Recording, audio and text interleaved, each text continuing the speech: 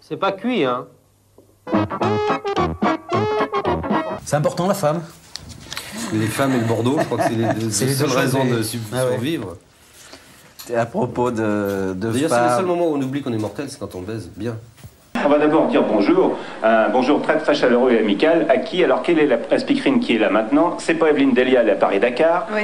Moi, je dirais, Evelyne Leclerc, voilà, c'est peut-être ça. Bonjour. Jacqueline Joubert. Bonjour, bonjour. Evelyne Leclerc, c'est dommage qu'on voit que le haut. C'est pas elle. Elle a un cul terrible. Eh bien, vous saurez tout. Merci Pierre Desproges, en tout cas, ce que je pense ça pour un compliment. Mais Michel Denisot vous a tout dit, donc je n'ai rien à ajouter. Simplement que nous allons donc à Vincennes retrouver Christian Sénécal pour la course du tiercé.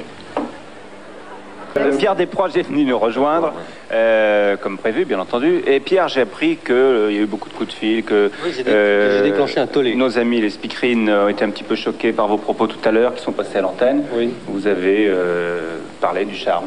Oui, carrément, j'ai parlé carrément du charme. Oui. Oui. Mais je veux dire, je pense pas que ce soit plus insultant de parler des fesses d'une speakerine que de dire que Einstein avait de beaux yeux, par exemple. C'est vrai. Il avait de beaux yeux? Un cul superbe également. Mais bon, bah, si j'ai fait de la peine en disant à Evelyne Leclerc qu'elle avait un beau cul, Je crois que c'est un peu choqué.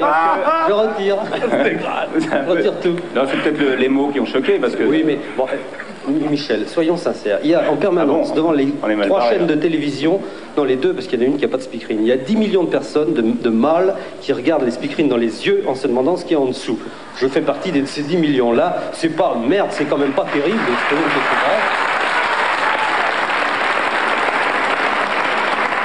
Mais je regrette de faire de la peine à Evelyne Leclerc, quelqu'un que j'adore et qui a de très beaux yeux. Bon, d'accord. Alors on va organiser un déjeuner de réconciliation, si jamais c'est nécessaire. J'espère qu'après le déjeuner, on ira. Bon, alors...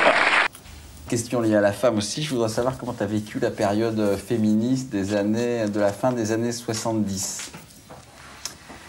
Et si tu t'es J'ai vécu à côté.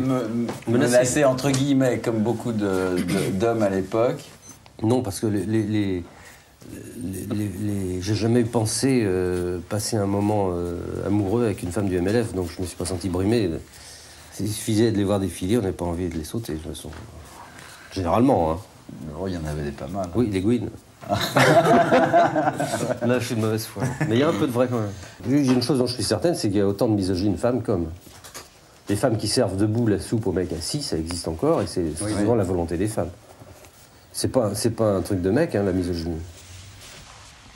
Il y a des femmes qui s'en portent bien et qui le revendiquent.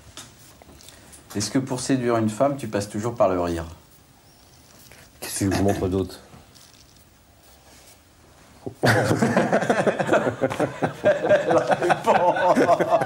C'est une réponse.